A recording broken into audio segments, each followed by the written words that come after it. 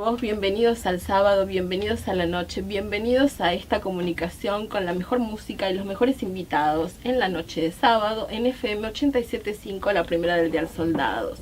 En este caso, señoras y señores, les traje como un tema bastante motivador al respecto de cómo vivimos en este siglo XXI, los derechos que hemos logrado los ciudadanos y sobre todo en esto que tiene que ver con la libertad. ¿Qué es la libertad? ¿Para qué es la libertad? La libertad de... Y vamos a definir qué es la soberanía de un individuo para decidir su vida sin presiones ni condicionamientos, en exclusiva función de su inteligencia y voluntad. Para ello hemos convocado al filósofo Guido Arditi, quien nos va a traer, obviamente, la definición de libertad, que debe estar siempre la filosofía contemplando y buscando la libertad. ¿Qué tal? Buenas noches. ¿Qué tal? Buenas noches, Ayelen. Sí, el tema de la libertad es un tema que central en la filosofía, lo ha sido históricamente y lo ha sido siempre. Esto comienza desde la antigua Grecia, donde, bueno, como bien sabemos, en las tragedias clásicas, no hay una idea de la libertad, ¿no? A ver, la realidad es que generalmente los héroes trágicos, su destino viene dado de antemano, viene dado al nacer por alguna musa o alguna divinidad, y por más que siempre intentan ir en contra del destino que tienen prefijado, hay un destino final que siempre fracasa. Claro, que siempre fracasa. O sea, es un determinismo a su propia voluntad. Pero sí, hay otras corrientes filosóficas actuales en las cuales nos dicen lo contrario, ¿no es cierto? Que la libertad es la posibilidad que tenemos todos de ejercer esa condición humana de ser lo que queremos ser. Sí, exactamente. Yo, como decía, no se puede hacer un programa radial hablando de la libertad sin referirse a los existencialistas y sin referirse puntualmente a Jean-Paul Sartre, que él tiene esta fórmula bien conocida en todo el mundo, que es la existencia precede a la esencia.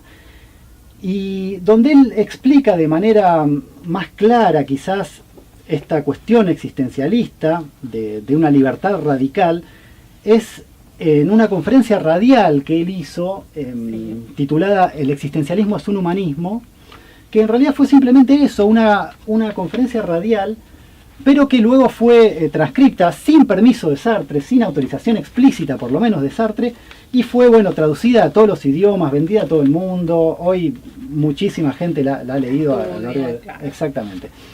Y básicamente él lo que hace ahí, finalmente, porque él había como una especie en ese momento de clima de época, él estaba muy de moda, de hecho cuando él va a dar esta conferencia casi que no puede entrar a la radio por la cantidad de gente que había, un lío, pero bueno, cuestión que él estaba muy de moda esta cuestión existencialista, y los artistas decían, bueno, acá yo hice esto y es existencialista, y a todos le ponían el nombre de existencialista, y él dijo, bueno, paremos la moto, muchachos, a ver. Definamos qué es el existencialismo. Yo voy a venir acá como padre del existencialismo a decir, bueno, a explicar qué es el existencialismo.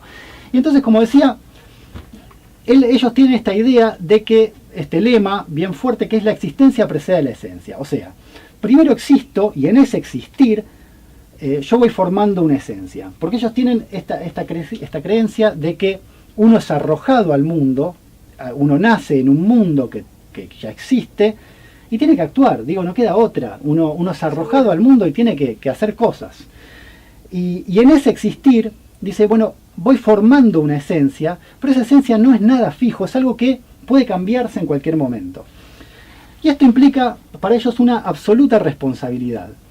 Un ejemplo que, por ejemplo, ellos dicen, bueno, si una persona dice, por ejemplo, bueno, no, yo eso no lo hago porque soy cobarde, porque no me animo, yo soy cobarde. Bueno, los existencialistas responden diciendo, no, vos no sos cobarde, vos te constituiste como cobarde, vos te construiste a vos mismo como cobarde a partir de todas las decisiones que fuiste tomando a lo largo de tu vida, pero eso no forma ninguna esencia fija, inmutable, sino que al contrario, vos bien podrías tomar una decisión y romper con esa cadena que venís llevando. Claro, de acuerdo a esto sería que la etapa final del existencialismo sería la muerte misma, en la cual uno ya se constituye a sí mismo con una lectura de todo lo que ha podido hacer. ¿no? Siempre y cuando el individuo tenga plena conciencia de que puede en el transcurso de su vida cambiar el rumbo de sus decisiones, a su libre albedrío. Uno puede ser cobarde y en un momento dado ser héroe. Exacto. Si se lo determina y están dentro de sus propósitos de libertad. Exacto. De hecho, bueno, ellos mismos tienen como esta idea de que la propia obra o la propia vida solo se realiza con la muerte, porque Exacto. justamente como somos devinientes humanos, ellos no dirían somos seres, porque seres es un implica... filósofo pesimista. Yo diría todo lo contrario. Yo diría todo lo contrario, es radicalmente optimista. Yo creo que en su finalidad última es pesimista, porque lo lleva a la muerte, digamos, de que el individuo solamente se puede constituir absolutamente libre, digamos, viendo su recorrido con una finitud. No, pero justamente es que con la muerte es donde finalmente se ve la totalidad. Se ve su trayectoria, exacto, se ve su recorrido. Porque antes de eso todo puede cambiar. Claro, exacto. Claro. Sí, antes de del último respiro, claro, todo puede cambiar. Entonces, no sería que justamente esta cuestión de que no somos seres humanos, porque ser implica como una cuestión fija del ser, en cambio, devinientes humanos, como constantemente siendo humanos. ¿Sí? Y bueno, otro ejemplo que él da en esta conferencia, él dice, bueno, tomemos por ejemplo un objeto fabricado. Este objeto fabricado fue constituido, fabricado por un fabricante, con una idea, de cierta manera, para cumplir una determinada función. Una mesa, por ejemplo. Una mesa, una silla, un vaso, exacto. Pero él dice, pero lo el que... El hombre no ocurre lo mismo. Exacto. Él dice, él como existencialista ateo, él era un existencialista ateo, al igual que Heidegger y al igual que otros, dice, bueno, no hay naturaleza humana. O sea, porque justamente no hubo ningún creador, no hay ningún Dios detrás que haya creado a los seres humanos. Entonces, el hombre y la mujer no es otra cosa que lo que ellos hacen de sí mismos, ¿no? Y solo serán tal como se hayan hecho. Entonces, esta cuestión de la responsabilidad total. Claro, hace al hombre absolutamente responsable de sí mismo y de sus actos y de su vida en general. Exactamente, claro. Sí. Incluso es todavía más radical. Incluso Sartre es todavía más radical porque él dice, vos sos responsable de absolutamente todo lo que sucede. Claro. O sea, vos sos responsable de la guerra en Siria. Claro, y de todo lo que sucede, exacto. Porque sos un todo. Sí, y porque si eso está sucediendo también es porque vos no hiciste nada para ganarlo. Sí, por eso yo digo, es radicalmente optimista en mi modo de ver. Puede ser también. Y bueno, otro ejemplo que él da en esa conferencia, que para mí es un ejemplo muy bueno porque ilustra muy bien esta cuestión de que la existencia precede a la esencia. Él dice que bueno, que tuvo un estudiante que se le acerca en un momento y le dice, Jean-Paul, yo tengo una duda, no sé qué hacer, porque mi madre está muy enferma, pero al mismo tiempo yo debo ir a la guerra. Y yo amo mucho a mi madre, pero yo también amo a mi patria. Y no sé qué hacer. Y entonces Sartre le responde, no importa, porque cualquier cosa que vos hagas va a determinar qué es aquello que vos amás más. O sea, no hay un amor previo superior a la madre o a la patria, no hay un amor previo superior que ayude a definirse por una cosa o la otra, sino que lo que hay es justamente una decisión que se va a inclinar por uno o por el otro, y a raíz de eso va a determinar qué es lo que él más ama. ¿Queda claro? Entonces, no es que hay un amor previo, sino que ese amor se constituye a partir de la decisión que su estudiante toma. Claro, no hay una decisión. Toma. Exacto, no hay un amor previo que ayude a determinar qué es lo que se hace, sino que a partir de lo que se hace, se determina cuál es el amor más fuerte de los dos. Y todavía un poco más, Sartre le dice, incluso más, porque vos al haber venido a mí, le dice a su estudiante, vos ya decidiste. Dice, porque cuando alguien pide un consejo, elige a quién se lo pide. Y entonces, básicamente ya decidió. Y él incluso en la conferencia dice, bueno, la próxima vez anímense, hagan la prueba. Cuando alguien venga a pedirles un consejo, respondan lo contrario a lo que responderían. Den el consejo opuesto al que ustedes natural y normalmente darían. Y van a ver... La persona se enfada, se enoja. Exactamente. Él dice, y van a ver que la gente se enoja con ustedes. ¿Y cómo se van a enojar si fueron hacia ustedes a pedirles el consejo? Se enojan justamente porque ya habían decidido lo que querían y entonces querían solamente extraer aquello que fueron a buscar, ¿no? Seguramente. Para Sartre, el hombre sin libertad vive pero no existe. O sea que somos todos factibles de poder decidir en nuestra propia libertad. Incluso un recluso, porque su mente está mucho más allá de las barreras. O sea, su mente es externa a la significante de estar preso. O sea, su libertad mental va mucho más allá de los barrotes. Sí, exactamente. De hecho, él tiene una frase que dice, bueno, estamos condenados a ser libres. Claro, estamos condenados a ser libres. Exactamente. Esa paradoja de estar condenado a ser libre. Porque él dice, bueno, incluso si yo decidiera que todas mis decisiones las vas a tomar vos, bueno, soy yo el que decide. Exacto. Claro. Exactamente. Claro, tenés la propia libertad de decidirlo. Exactamente. Realmente Sartre ha sido un revolucionario en muchos aspectos, no solo en su forma de pensar, sino también podemos hablar con algo que tratamos con anterioridad en otro programa. Él tenía una relación con Simone de Beauvoir, la conocida feminista, en la cual ellos tenían una relación abierta, fue una relación muy polémica. Y poliamorosa.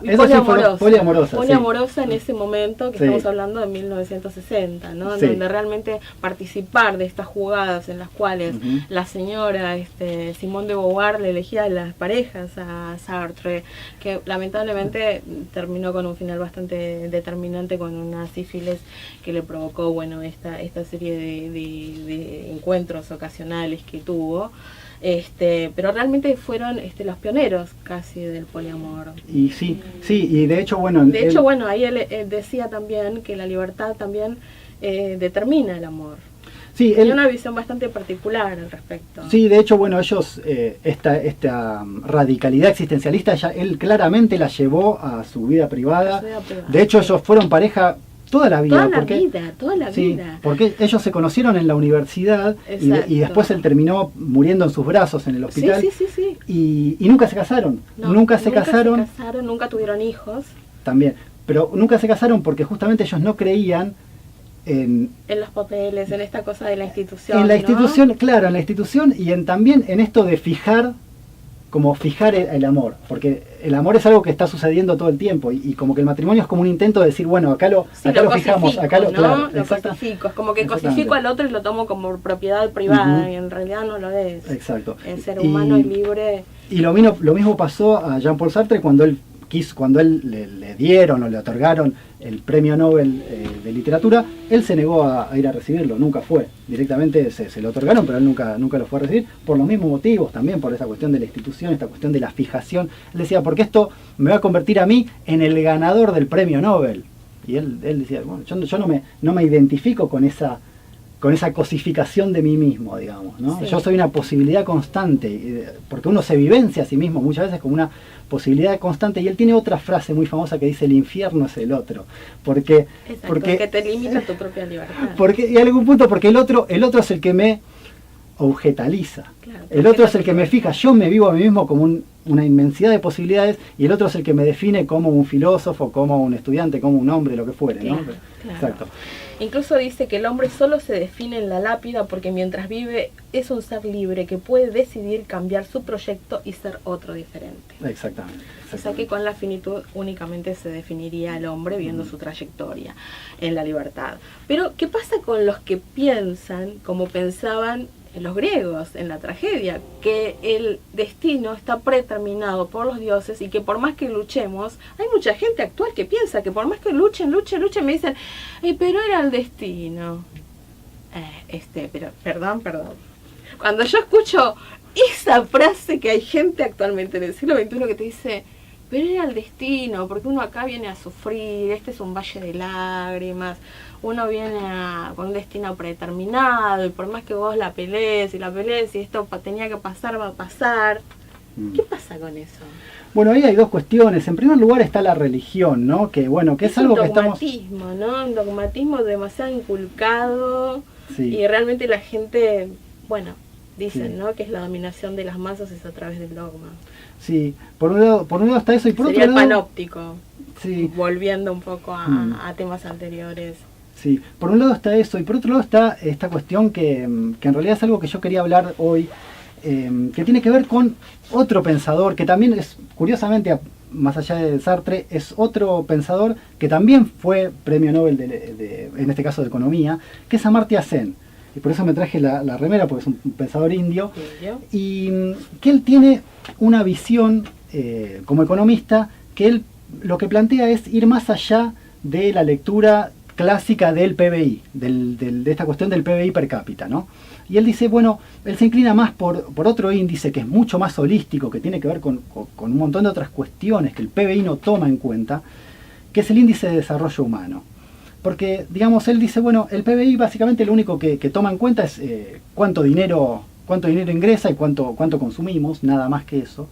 Cuando uno, digamos, naturalmente a la hora de evaluar una vida, va mucho más allá. A la hora de evaluar una vida, uno evalúa cuestiones que tienen que ver con la salud, cuestiones que tienen que ver con la felicidad, cuestiones que tienen que ver, una cuestión mucho más holística que un mero resumen bancario o contar cuánta plata hay en la billetera, ¿no? Sí. Entonces, lo que él dice es que lo que hay que evaluar para evaluar el nivel de vida es la posibilidad o imposibilidad de ser y hacer lo que uno desea, eligiéndolo racionalmente según su propia voluntad, ¿no? Y justamente lo que pasa es que la escuela económica clásica identifica los niveles de vida con la eficiencia productiva de la sociedad, y no más que eso. Pero, por ejemplo, este es un ejemplo que quiero dar, si tomamos el país con el PBI más alto del mundo, bueno, ese es Qatar, el país con el PBI más alto del mundo, porque justamente es un país riquísimo, pero a la vez tiene poca gente y barreras migratorias muy fuertes, o sea, no dejan entrar mucha gente, entonces esa plata se divide entre pocas personas. Claro. Y sí. Pero sin embargo... un estándar económico que tiene que ver con el petróleo, señoras y señores. Ah, sin duda, sí. Pero, ¿qué pasa? En el índice de desarrollo humano está puesto 33. O sea, en el PBI está primero, pero en el índice de desarrollo humano está 33. Esto porque la mujer catarí capaz que no puede estudiar. Claro, exactamente. Claro. Entonces mujeres con una sujeción al patriarcado. Muy amplia, sí, exactamente.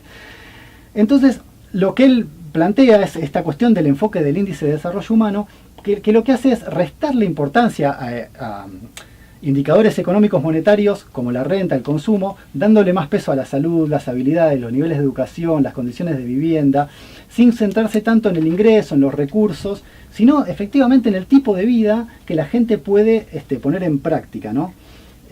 Superando esta visión mera del ingreso, ¿no? Y justamente la posibilidad de la gente y la libertad para vivir el tipo de vida que elijan, ¿no? Y bueno, él dice en una cita clásica, que él dice, bueno, la importancia del nivel de vida reside en la vida. Y sí, pareciera que en esta sociedad actual de consumo también define la libertad, porque quien tiene un paradigma, un estándar económico mucho más grande, es mucho más libre que el que no la tiene. Bueno, eso va a depender de cómo pensamos la libertad. Eso va a depender de cómo pensamos la libertad. Porque en términos económicos, creo que se podría definir de esa forma. Habría que ver, porque él justamente lo que critica es esto. Él dice, bueno, en realidad, se puede ser opulento sin estar bien. Y se puede estar bien sin tener la vida que uno desea. Sí, de hecho las cosas materiales no te compran todo, exacto. Lo sabemos. Pero justamente él dice esta frase, ahí lo estoy citando, pero justamente él dice el amor no te lo puede comprar nada material. Por ejemplo. Y a la hora... cosas que no se ven no tienen valor y son las más importantes para los seres humanos. Exacto. Y a la hora de evaluar una vida, uno tendría esos factores en cuenta. Entonces, justamente él dice, esta frase, la voy a repetir porque justamente él dice... Bueno, se puede ser opulento, se puede ser rico sin estar bien, y se puede incluso estar bien sin tener la vida que uno desea. Por eso él lleva este análisis a esta cuestión de la libertad de ser y hacer lo que uno desea según su propia voluntad, ¿no? Es un poco pantanoso al principio, pero se puede llegar a entender esto. Porque hay una libertad que es la libertad en sentido negativo, ¿no? Que es, sí, claro. Que es la libertad de interferencia. La que termina, claro, cuando empieza la libertad del otro, que es la que nos norma la sociedad. En realidad nosotros la libertad está regulada Se lo dejamos que lo regule el Estado a través de sus leyes y normas. Claro, sí, por supuesto. Y a través del mercado. A través del mercado, claro, obvio. Sí. Pero esta es la libertad de interferencia, ¿no? Es, yo soy libre porque nadie me interfiere a mí y yo soy... Entonces, esta es la libertad negativa porque es libertad de. Yo soy libre de aquello que puede molestarme, que puede oponerse, que puede, digamos, jugarme en contra, ¿no? Pero... si uno lo piensa, ¿no? En términos como bastante más concretos, bueno, ¿qué clase de libertad es esa? Porque, digamos, es la libertad de mercado, es la libertad de comerciar. ¿Y qué tipo de libertad es esa? Porque si uno dice, bueno, técnicamente uno en el mercado actual es libre de elegir el trabajo que quiera. ¿Y hasta qué punto sos libre de elegir el trabajo que quieres? Eso es meramente una libertad negativa en términos de que nadie se va a poner en tu camino para que vos presentes el currículum en distintos lugares. Pero de ahí a tener una libertad efectiva en términos de potencialidad, de realizar aquello que vos querés, bueno, esos son otros 5 pesos. Sí. Entonces, Nietzsche plantea esto muy claramente en el Zaratustra, que él habla de las 3 transformaciones del espíritu y él habla de 2 niveles de la libertad. Él habla de la libertad del león, y él dice que el león es la libertad de, y es el despojarme de aquello que me oprimía, el despojarme de aquello que me limitaba, etcétera, etcétera, pero es meramente una libertad de aquello que solía molestarme, o que solía frenarme o funcionar como un anclaje de algún tipo.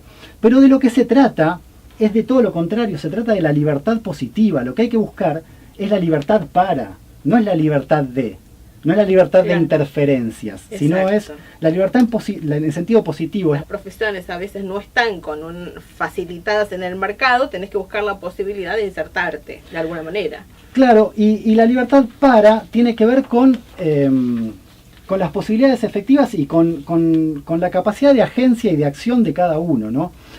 Y en este sentido, yo quería hablar un poco de esta cuestión del tiempo libre, que se habla muchas veces, ¿no? Y en este sentido, de lo que se trata no es del tiempo libre, sino de lo que es el tiempo libre no es la libertad, sino que la libertad es el tiempo disponible. Claro, porque pensemos, por ejemplo, en un desocupado. ¿Un desocupado tiene tiempo libre? Sí, todo el tiempo. Exactamente. Tiene absolutamente todo. Tiene pero todo el también tiempo. Los millennials que han creado, por ejemplo, Facebook, que es un millennial este muchacho, también debe tener un montón de tiempo libre. Y él creó Facebook en su habitación. O sea, también hay un ocio que es absolutamente creativo, que no todo el mundo tiene la capacidad de tener esa libertad de tener ocio creativo. Claro, exactamente, de eso se trata, porque el desocupado, volviendo al ejemplo, tiene un tiempo angustiantemente libre, o sea, tiene la totalidad del día vacío, pero sin embargo, eso... No tiene las herramientas para poder ser productivo con esa libertad. Exactamente, y no tiene tiempo disponible, el tiempo disponible es una noción que no tiene nada que ver con el tiempo libre, porque el tiempo libre en general uno lo usa ¿para qué? Bueno, para consumir, o sea, mirar una película, ir al shopping, etcétera. Sí. El tiempo disponible se trata de otra cosa, es para el desarrollo libre de las facultades. Ahí está el ocio creativo, ¿no? O sea, hay una especie de ocio en el cual uno puede transformarlo en algo positivo para uno, qué sé yo. Para mí el ocio puede ser leer un libro al costado del mar todo el día, qué sé yo, pegarme 120 páginas. Sí, corridas. Sí, o tocar la guitarra, cuestiones que tengan que ver con el desarrollo de inquietudes artísticas, científicas, filosóficas, incluso de desarrollo comunitario, político, y de eso es lo que se trata. Esa es la verdadera libertad, a mi modo de ver al menos. Sí, respetando la esencia de cada uno, ¿no? Porque no todo el mundo toca la guitarra, no todo el mundo puede ser científico, no todo el mundo puede ser filósofo, pero dentro de respetar su esencia, uno puede hacer y crear lo que quiera. Yo creo que cada uno puede ser cualquiera, sí, de distintos niveles, sí, a distintos niveles. Es verdad, pero también hay algo que son los caracteres adquiridos que me parece que pueden llegar a darte mayor virtuosismo en algo. Mira, Nietzsche decía, todos los hombres tienen ideas geniales, buenas y malas. La única diferencia del genio es que sabe distinguirlas. Sí, además es cierto que también como Uno se puede constituir a sí mismo en lo que quiere, uno puede decidir lo que quiere ser. Pero creo que hay alguna condición innata que te puede facultar a ser mejor en algunos aspectos que en otros. Puede ser. Ahí también está la esencia de tu propia libertad para saber captarla. Hay gente que no sabe captar eso, pero bueno, el que lo pueda hacer, que lo capte y realmente lo haga valer en su propia libertad. Que está en ser dueños de nuestra propia vida, en amar lo que sos, pero ambicionar lo que puedes llegar a ser. Gracias por compartir. Allí vos. Gracias.